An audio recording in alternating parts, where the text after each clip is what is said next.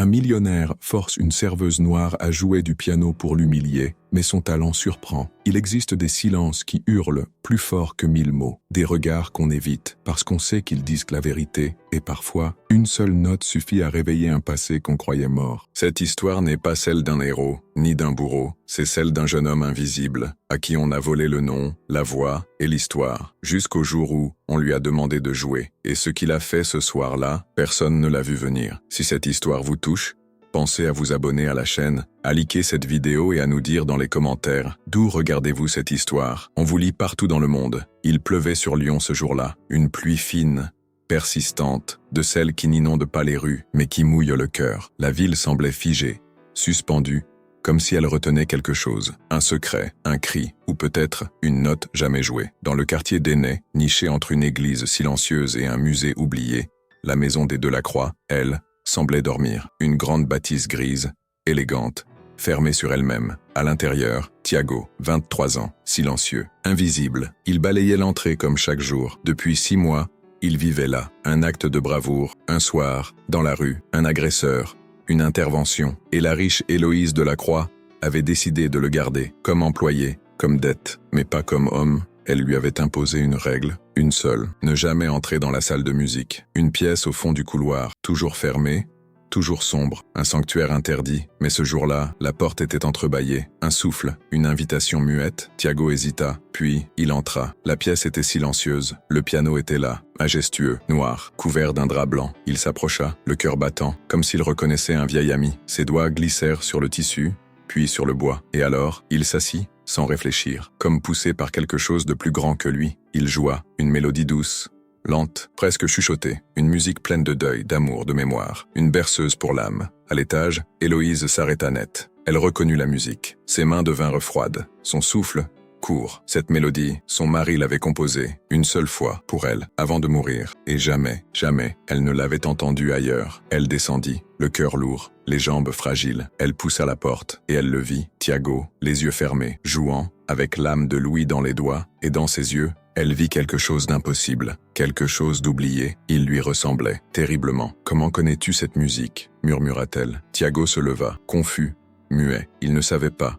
Il sentait, mais elle savait. Et dans le silence de cette pièce, un passé qu'elle croyait enterré venait de frapper à sa porte. Le lendemain, un silence étrange planait sur la maison Delacroix. Pas celui de l'habitude, non, un silence plus lourd, presque gêné, comme si chaque meuble, chaque mur, avait été témoin d'un secret trop grand pour être gardé. Thiago, lui, reprit ses tâches comme chaque matin, mais ses gestes étaient mécaniques, son esprit ailleurs. Il revoyait cette scène, le regard d'Héloïse, ce tremblement dans sa voix, cette musique qui semblait la hanter. Pourquoi cette réaction? Pourquoi cette douleur dans ses yeux? Et surtout, pourquoi elle n'avait rien dit depuis? Plus haut, dans la chambre, Héloïse regardait fixement la fenêtre. Les rideaux bougeaient à peine, mais dans sa tête, tout se déchirait. Le visage de Thiago la hantait. Ce regard, ce silence, ce reflet, il lui rappelait Louis, terriblement. Ce jour-là, une vieille amie vint lui rendre visite. Suzanne d'Artois, 70 ans, langue acérée, mémoire d'acier. Dès qu'elle entra dans le salon, elle vit Thiago, et son visage changea. Elle resta figée, comme si elle venait de voir un fantôme. « Mon Dieu », murmura-t-elle, « il a ses yeux. » Héloïse fronça les sourcils. « De quoi parles-tu » Suzanne s'approcha, doucement, posa une main sur son bras. « Ne me dis pas que tu ne vois rien, Héloïse. Il a le regard de Louis, la façon de marcher, la manière de se tenir. Même ses silences sont les siens. » Héloïse recula. « Tu exagères. C'est un simple employé. Il est là par hasard. » Suzanne la fixa. Longtemps. « Non, il n'y a pas de hasard. Pas avec cette musique. » Et avant de partir, elle ajouta, plus bas, « Il est le miroir de ce que tu as voulu oublier. » Le soir, Héloïse ne descendit pas dîner. Elle monta au grenier, là où elle n'allait jamais. Sous une trappe poussiéreuse, elle trouva une boîte ancienne. Dedans, des lettres, des photos et un carnet de partitions. Elle trembla en le feuilletant. À la dernière page, une photo tomba. Louis, souriant, entourant de son bras une femme noire, jeune, belle, apaisée. Au dos, une écriture familière. Pour Karine, notre vérité cachée, notre note secrète. Héloïse sentit ses genoux céder. Elle s'assit sur le plancher froid et elle comprit tout. Le passé qu'elle croyait avoir enterré venait de ressurgir avec un visage et une musique, et peut-être avec un nom qu'elle n'osait plus prononcer. Le samedi soir arriva. Avec lui, le parfum des grands soirs, celui qui mélange vin blanc, parfum hors de prix, et hypocrisie élégante. La maison de la Croix brillait, chandeliers allumés, cristaux étincelants, rires feutrés, costumes repassés, tout était prêt, tout, sauf la vérité. Héloïse recevait, comme avant, comme si de rien n'était, mais ses mains trahissaient son trouble. Elle tremblait,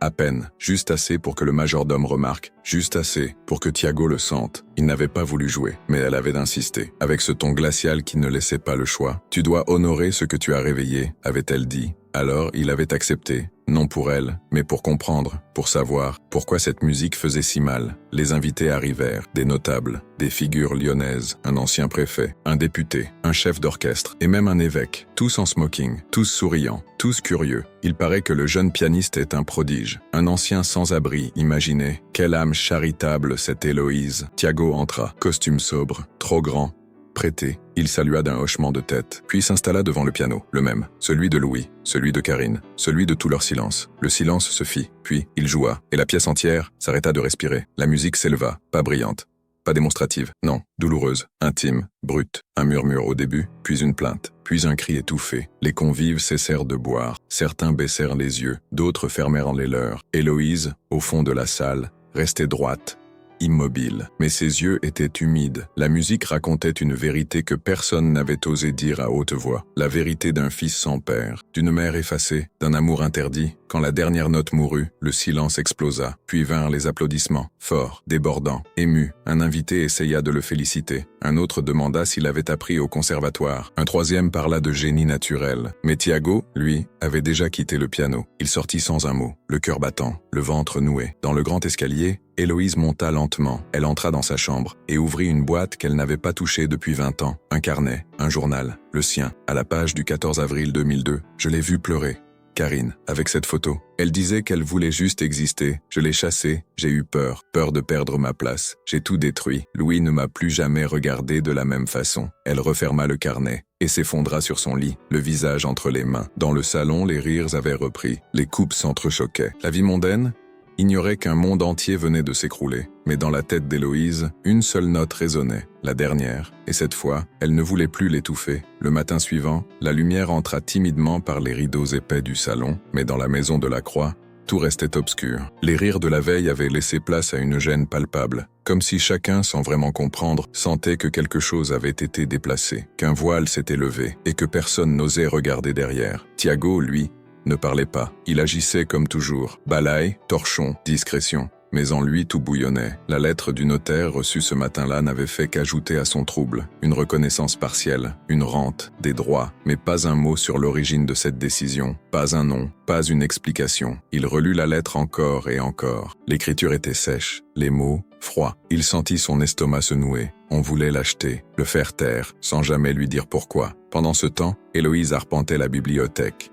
Livre en main, mais esprit ailleurs. Elle évitait les regards, fuyait les miroirs, car dans chaque reflet, elle voyait ses choix, ses silences, et le visage de Karine, qu'elle avait effacé de sa vie. Mais la vérité revient toujours, par la porte ou par la musique. Tiago rassembla les quelques souvenirs de sa mère, une boîte, des objets, et, parmi eux, un badge. Non, Karine M. Poste, femme de chambre, adresse, famille de la Croix, 11, rue des Archers, Lyon. Son cœur s'arrêta une seconde. Il leva les yeux, regarda autour de lui, les murs, les couloirs, les meubles. C'était ici, cette maison, ce lieu où il travaillait depuis des mois, était celui que sa mère avait quitté, chassé, effacé. Le choc le traversa comme une lame. Le soir, il décida d'affronter Héloïse, de mettre fin à l'ambiguïté. Elle était dans la bibliothèque, assise, raide, les yeux sur une page depuis trop longtemps. Il entra, hésitant, mais déterminé. « Madame, pourquoi cette musique vous a-t-elle bouleversée ?» Elle releva les yeux. Son regard était vide, ou trop plein. Un long silence. Puis elle referma le livre, se leva, et répondit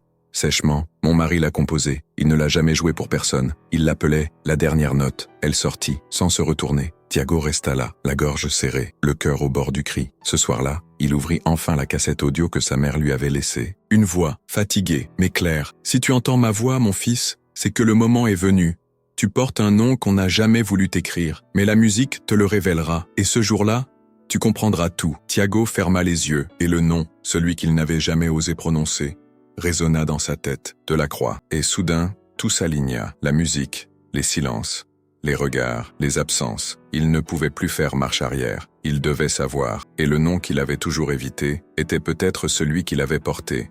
Depuis le début, le vent soufflait fort sur Lyon, les arbres ployaient, les branches craquaient, et dans la maison de la Croix c'était pareil, tout craquait, tout ployait, mais rien ne tombait encore. Héloïse passait ses journées à marcher, d'une pièce à l'autre, comme une âme en peine, comme si le plancher allait finir par lui murmurer une réponse. Elle ne dormait plus, ne lisait plus, et dans sa main toujours ce carnet de Louis, des phrases raturées, des pages tremblantes, des secrets couchés à l'encre bleue. Elle savait, depuis longtemps, mais elle n'avait jamais voulu mettre des mots sur cette vérité. Et maintenant, les mots la dévoraient. Dehors, une voiture se gara. La sonnette retentit. C'était Suzanne, encore elle, mais cette fois, plus calme, plus grave. Elle entra, s'assit et sortit une enveloppe. Je l'ai retrouvée. Dans les affaires d'un vieux notaire, une lettre, jamais envoyée, de Karine, à Louis. Héloïse hésita, puis elle ouvrit, lut chaque ligne, chaque mot, comme un poison doux. Je ne te demande rien, pas d'argent, pas de retour, mais notre fils mérite de savoir qu'il a été aimé. Même un instant, elle posa la lettre, les mains tremblantes. Suzanne la fixa, sans colère, mais avec un mélange de tristesse et de dégoût. Tu l'as chassée, Héloïse, alors qu'elle portait ce que toi tu n'as jamais su donner, une vérité nue. Héloïse se leva, sans un mot. Elle monta à l'étage, ouvrit son ancienne armoire, et, derrière une cloison, sortit une boîte, un dossier, le testament de Louis, jamais modifié, mais, dans les annexes, une clause. En cas de descendance hors mariage, je souhaite qu'un tiers de mes biens lui soit transféré, si la preuve peut être apportée. Elle relut, encore, et encore. Pas besoin de test, pas besoin de sang. Elle savait, son cœur le savait, depuis la première note jouée, mais elle n'avait pas le courage de lui dire, pas en face, pas dans les yeux. Alors, elle fit ce qu'elle savait faire, elle appela l'avocat. Maître Lefebvre arriva 2 jours plus tard. Héloïse lui remit tous les documents, les photos,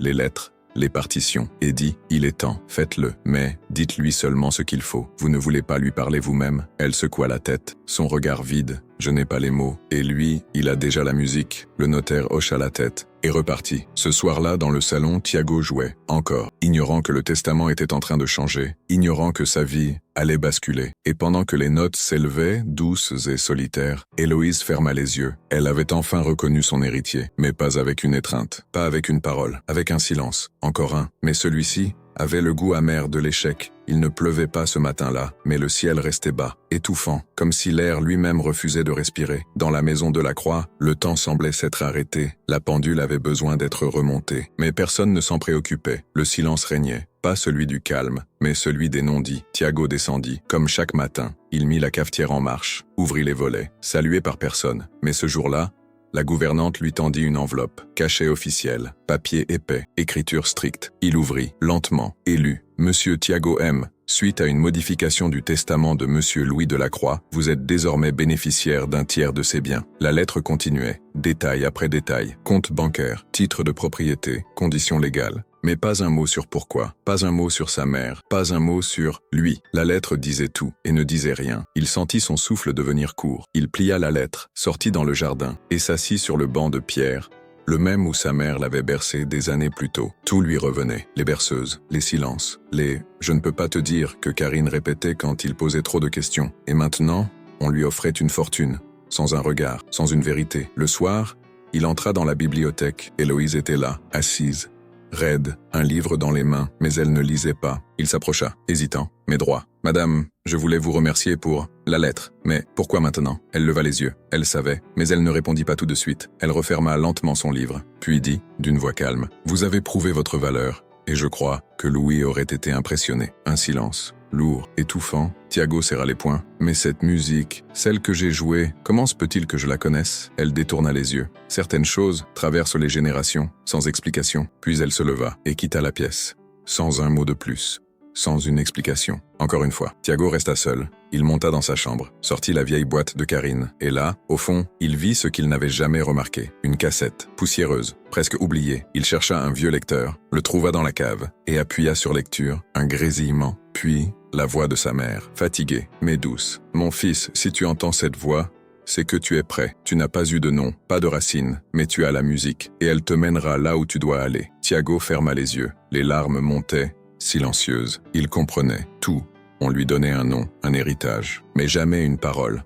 On voulait l'acheter, sans jamais le reconnaître. Mais lui, il voulait plus. Il voulait la vérité, même si elle faisait mal, même si elle brisait ce qu'il croyait encore tenir debout. C'était un soir d'hiver. Lyon brillait sous les guirlandes suspendues, les vitrines illuminées, les places animées par les marchés de Noël. Mais dans la maison de la Croix, on préparait un autre genre de fête, un dîner caritatif, organisé par Héloïse elle-même, pour sauver les apparences, pour redorer un nom déjà terni de l'intérieur. La grande salle était décorée avec goût, ornements dorés, verres en cristal, nappes ivoires, musique classique en fond. Les invités arrivaient, vêtus de soie, de velours, de sourires calculés. Ils parlèrent de culture, de philanthropie et des beaux talents prometteurs des quartiers. Thiago était l'un de ces talents. Ce soir-là, on ne le présentait plus comme un domestique, mais comme un phénomène, un prodige, un miracle social. Il portait un costume noir, ajusté cette fois, offert par un mécène, mais en lui, tout criait. Il s'assit devant le piano. Les conversations s'apaisèrent, les regards se tournèrent, les flashs de téléphone se déclenchèrent, et juste avant qu'il ne commence,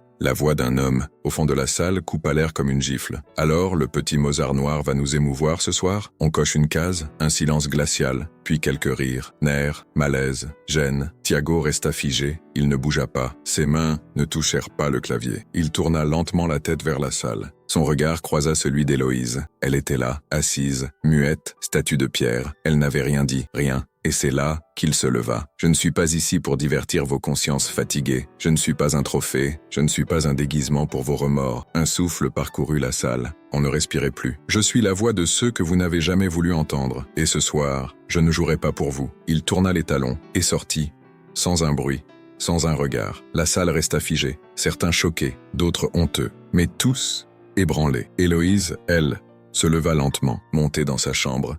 Sans mots, sans défense. Le lendemain matin, elle fit convoquer Thiago. Il entra dans le bureau, droit, fier, mais blessé. « Tu as humilié cette maison, dit-elle. Tu as mis en danger notre nom. » Il ne répondit pas. Alors elle baissa les yeux et ajouta « Je te libère de ton contrat. Tu as ta rente. Tu peux partir. Recommencer ailleurs. » Il la fixa, longtemps, et répondit doucement « Vous m'avez regardé me faire insulter, et vous n'avez rien dit. » Comme toujours, elle détourna le regard, il prit l'enveloppe, la mit dans sa poche. « Un jour, madame, il faudra plus qu'un héritage pour laver la honte. » Et il partit, définitivement. Héloïse resta seule. Dans le salon, le piano était là, muet, inerte, vide. Elle s'en approcha, posa ses doigts sur les touches, mais aucun son ne sortit, car cette nuit-là, tout avait volé en éclats. Le vent soufflait fort sur les quais de Saône. Il faisait danser les feuilles mortes, frissonner les réverbères et siffler les secrets à travers les ruelles de Lyon. Thiago marchait d'un pas décidé. À ses côtés, Benoît, l'homme qui avait été son tuteur, son guide, et, sans le dire, la seule figure stable de sa jeunesse. Ils ne parlaient pas. Ils savaient où ils allaient. Les archives municipales de Lyon. Un bâtiment froid,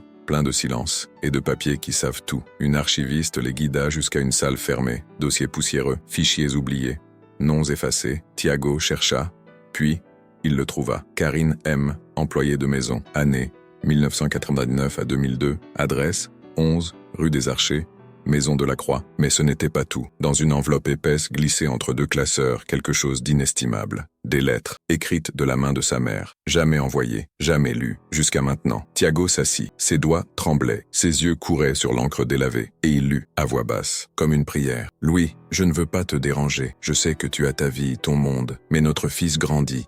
Il a ton regard. Et quand il touche la table, on dirait qu'il entend une musique que je n'entends pas. Il est fait de toi, et je veux qu'il sache, un jour, qu'il a été aimé, même une seule fois. » Benoît baissa les yeux. Thiago, lui, ne dit rien. Mais les larmes, elles coulaient. Il se leva, sortit de la salle, et marcha, longtemps, dans les rues froides, sous les passants, au milieu des bruits de la ville. Il portait un deuil qu'il n'avait jamais eu le droit de faire. Puis il s'arrêta. Il ouvrit son carnet de musique. Et debout, contre un lampadaire, il commença à écrire. Une nouvelle pièce. Pas une vengeance, pas une plainte, une lettre. À lui aussi, une lettre en musique, une réponse silencieuse à l'amour qu'on ne lui avait jamais dit à voix haute. Il l'intitula « Lettre que tu n'as jamais lue ». Ce soir-là, dans sa petite chambre, il resta seul, assis, face au piano du foyer, et il joua, pas pour les autres, pas pour les salons, pas pour la reconnaissance, pour elle, pour Karine, la mère, l'absente, la force. Et dans la dernière note, il lui dit tout. Lyon était calme ce soir-là, étrangement calme, comme si la ville tout entière retenait son souffle. Au centre culturel Jean Moulin, dans le quartier de la Guillotière, les chaises avaient été installées à la hâte,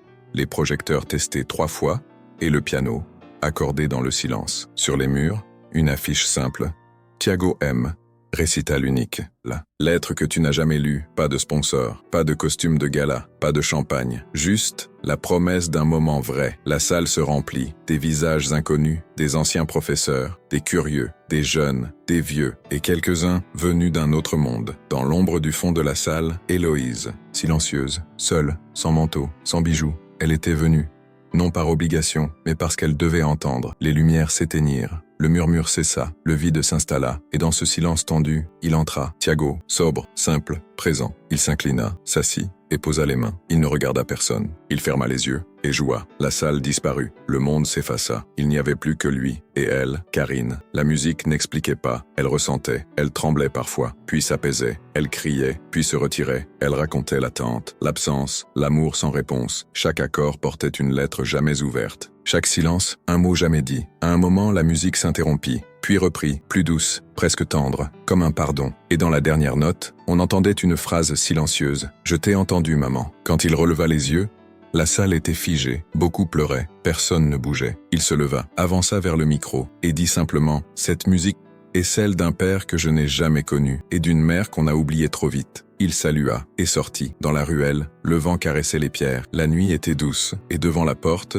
elle l'attendait. Héloïse. Leurs regards se croisèrent. Elle s'approcha, tremblante. « Je t'ai entendu, dit-elle, avec tout ce que je suis, avec tout ce que j'ai fui. » Il hocha la tête. Puis, il ouvrit les bras. Elle tomba contre lui, sans mots, sans défense. Pas comme une mère, pas comme une bourgeoise, mais comme une femme brisée. Et pour la première fois, ils partagèrent le même silence. Celui qui ne pèse plus, celui qui libère. Les jours suivants passèrent comme un murmure. Pas d'éclat, pas de drame, mais des petits tremblements, des signes minuscules que quelque chose avait changé. Tiago ne retourna pas dans la maison de la Croix, mais il n'en avait plus besoin. Quelque chose s'était réparé, pas entièrement, mais suffisamment pour avancer. Dans sa chambre, le piano ne se taisait plus. Il composait, pas pour crier, mais pour construire. Une musique plus calme, plus douce, comme une réponse. Après une tempête, Héloïse, elle, avait disparu de la vie mondaine. Plus d'invitations, plus d'articles, plus de Madame de la Croix dans les dîners. Elle passait ses journées dans le jardin, un vieux carnet sur les genoux, écrivant des lettres qu'elle ne posterait jamais, des lettres à Louis, à Karine, à Tiago et à la jeune femme qu'elle avait été, celle qui avait eu peur et qui, par orgueil, avait détruit 2 vies. Un matin, elle écrivit à Suzanne, 3 phrases, 3 aveux. Il m'a regardé sans haine, et j'ai pleuré comme une enfant. Il ne m'a pas appelé maman, mais il m'a tenue comme si j'en étais digne. Mais quelque chose en elle s'effaçait, fatigue, tout, perte de poids. Les examens confirmèrent ce qu'elle savait déjà. Un cancer, avancé, silencieux, comme elle. Elle refusa les traitements, pas par résignation, mais par lucidité. Elle voulait partir propre, en paix et libre. Alors, elle écrivit une dernière lettre. Pour Tiago, je n'ai jamais su t'aimer, ni même te regarder en face. Tu étais la preuve vivante que j'avais échoué à être humaine. Ta mère valait plus que moi. Elle t'a aimé dans l'ombre. Moi, je t'ai ignoré en pleine lumière. Tu n'as jamais eu besoin de mon nom. Tu portais déjà tout. Si tu le souhaites, pardonne-moi. Sinon, alors oublie-moi, mais sache que je t'ai entendu. Enfin, elle signa, pliait et confia la lettre à Suzanne. Quelques jours plus tard, au petit matin, elle s'endormit. Pas dans la douleur, mais dans une forme de repos, la main sur la poitrine, l'autre serrant un médaillon. LNK, Louis et Karine. Quand Tiago reçut la lettre, il ne pleura pas tout de suite. Il marcha, longtemps, puis s'arrêta, devant une tombe fraîche. Héloïse de la Croix. Il s'agenouilla, lut la lettre à voix basse, et resta là, le regard perdu dans la pierre. Puis, il murmura, presque sans voix, presque pour lui-même. Je te pardonne, pas pour elle, pas pour lui, mais pour que ça s'arrête enfin. Le givre recouvrait les toits de Lyon. Les trottoirs craquaient sous les pas. Le vent glacial faisait vibrer les volets et les souvenirs. Tiago marchait sans but précis, mais son cœur, lui, savait exactement où il allait. Il portait une lettre, pas une simple feuille, une dernière parole. La lettre qu'Héloïse avait laissée, remise en main propre par Suzanne, sans mots, sans commentaire. Une lettre lourde, digne, mais tardive, trop tardive. Il ne l'avait pas lue tout de suite. Il l'avait gardée contre lui, comme une brûlure volontaire, un poids qu'on n'ose pas déposer. Mais ce matin-là, il entra dans la maison de la Croix, sa maison désormais, mais elle lui semblait toujours étrangère. Rien n'avait bougé, tout était figé, même la poussière semblait respecter le silence. Il monta, ouvrit la bibliothèque, puis la chambre d'Héloïse, et s'assit dans son fauteuil, là où elle écrivait, pensait, se taisait. Il ouvrit la lettre et lut. Je n'ai jamais osé te regarder dans les yeux, parce que je savais ce que j'y verrais. Je t'ai renié sans t'avoir nommé, et je t'ai haï sans te connaître, mais tu étais là, devant moi. La musique m'a dit ce que mon cœur refusait d'entendre. Les lignes tremblaient, mais la voix était claire, assumée. Enfin, si je pouvais revenir en arrière, Je te tiendrai comme une mère, mais je n'ai plus le temps. Alors je te laisse cette maison, non comme un prix, mais comme un lieu à réparer, faisant un espace où la vérité n'aura plus honte. » Tiago ferma les yeux. Ses larmes coulaient, mais il ne sanglotait pas. Il comprenait, elle avait essayé, trop tard, mais essayé quand même. Il descendit dans la salle de musique, retira la housse du piano, caressa le bois, déposa la lettre sur le pupitre, et il joua. Pas une œuvre connue, pas une composition, juste une réponse, improvisée, fragile, humaine, une voix musicale qui disait « Tu aurais pu me dire, tu ne l'as pas fait, mais je suis encore là. » Après la dernière note, il monta à l'étage, ouvrit un tiroir, trouva une boîte à bijoux, un médaillon, LNK, Louis et Karine, et dessous, une feuille, non signée, non terminée, une autre lettre, jamais envoyée. « Tu étais la preuve que j'ai échoué. Mais aussi, peut-être, la chance que je n'ai pas saisie. Je t'ai vu, je t'ai entendu, je n'ai pas su t'aimer, mais je t'ai porté dans le silence. » Tiago serra la feuille, puis la glissa dans l'enveloppe de la première, descendit, ouvrit la cheminée, et doucement, il y jeta les 2 lettres dans le feu. Il regarda les flammes les dévorer, non pas avec colère, mais avec respect. Il ne voulait rien garder, ni trace, ni preuve, car la musique avait dit tout ce que les mots n'avaient pas su dire, et désormais, le silence ne lui faisait plus peur. 2 ans ont passé. Lyon, elle, continue de vivre, les rues s'animent, les tramways grondent, les cafés débordent de conversations. Mais dans un coin calme du 5e arrondissement, un ancien hôtel particulier a changé de visage. La maison Karine, c'est ainsi qu'on l'appelle aujourd'hui. Pas une fondation, pas un musée, un lieu de vie, un lieu où des enfants jouent, où des adolescents écrivent, où des silences trouvent enfin une voix. Tiago ne vit pas pour la reconnaissance. Il refuse les interviews, il décline les honneurs. Mais chaque samedi, il est là, au centre de la salle, avec eux, les jeunes, les blessés, les oubliés. Il enseigne le piano, mais aussi le droit d'exister, d'avoir une histoire et de la transformer en musique. Dans le salon, le vieux piano trône toujours, restauré, brillant, plein de mémoire. Au-dessus, une plaque discrète. Ici, la musique a guéri ce que les mots ont détruit. Ce soir-là, on organise un concert. Les chaises sont alignées, les familles sont là, les voisins aussi, des enfants de 10 ans au regard curieux, des grands-mères qui ne comprennent pas tout, mais qui sentent que quelque chose d'important va se passer. Tiago entre, salue, s'assoit. Il regarde ses élèves, assis derrière lui, puis pose les mains, et joue une mélodie simple, claire, apaisée. Pas de virtuosité, pas de fierté, juste un sourire musical, comme une lumière lente qui réchauffe. Les enfants l'accompagnent, certains au violon, d'autres avec des percussions, et une petite fille, les larmes aux yeux, chante les mots qu'il n'avait jamais su dire. À la dernière note, le silence tombe, lentement, puis des applaudissements. Pas frénétiques, pas bruyants, juste. Tiago se lève, regarde la plaque au mur, puis le piano, puis le public, et dans ses yeux, il n'y a plus de colère, plus de manque, seulement une paix profonde. Dans le fond de la salle, un garçon demande à voix basse « C'était quoi cette musique ?» Une dame lui répond tout bas « Une histoire, une vraie, qui finit par se taire, parce qu'elle a enfin été entendue. » Et dans ce silence, la dernière note résonne encore. Parfois, il suffit d'une seule note pour briser le silence de toute une vie. Et si c'était vous, à sa place, auriez-vous eu le courage de rester debout, de faire face à l'injustice, au mépris, au passé? Pardonnez ceux qui vous ont oublié. Jouez là où on voulait vous faire taire. Révélez la vérité dans un monde habitué à la cacher. Si cette histoire vous a touché, soutenez cette chaîne en vous abonnant, en likant la vidéo et en la partageant avec ceux qui ont besoin de l'entendre. Et surtout, dites-nous en commentaire d'où regardez-vous cette histoire. Vos mots comptent, ici plus que jamais.